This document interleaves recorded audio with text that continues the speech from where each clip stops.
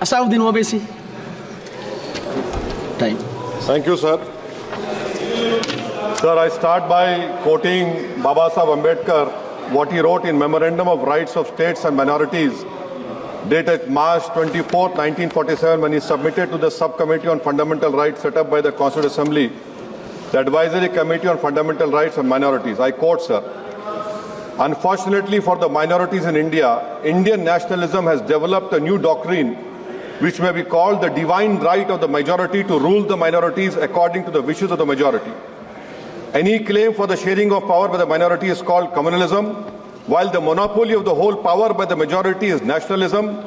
Guided by such political philosophy, the majority is not prepared to allow the minorities to share the political power, nor is it willing to respect any convention made in that behalf, as is evident from the repudiation of the obligation to include representation of the minority in the cabinet, contained in the instrument of instruction issued to the governors in Government of India Act 1935.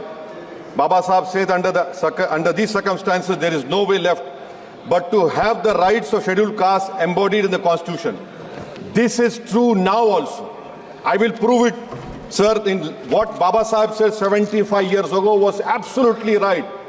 No one wants the minorities to share power.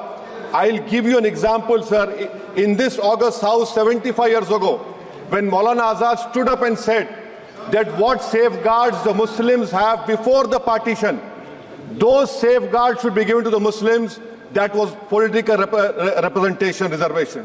You know what Sardar Patel instructed Mr. Abid Hussain and Begum Ezaz Rasool to censure Maulana Azad. And Maulana Azad felt claustrophobic. And Maulana Azad said that this Constituent Assembly has become a new prison for me. Maulana Azad said this in the Constituent Assembly, sir.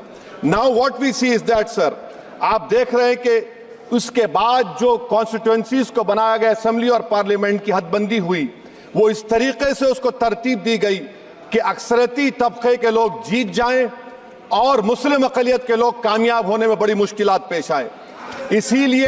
इसीलिए 2007 में Sachar committee ने कहा था, सिफारिशात में कहा कि अब जब हदबंदी होगी तो माकूल तरीके से बनाया जाए ताकि मुसलमान पार्लियामेंट और असेंबली के इलेक्शन जीत सके। मुझे नहीं मालूम कि अब नए सेंसस के बाद जब हदबंदी होगी तो उसकी सिफारिशात को रखा जाएगा या फिर मार्जिनलाइजेशन जो मुसलमानों का हो रहा है 75 साल से वो चलता रहेगा।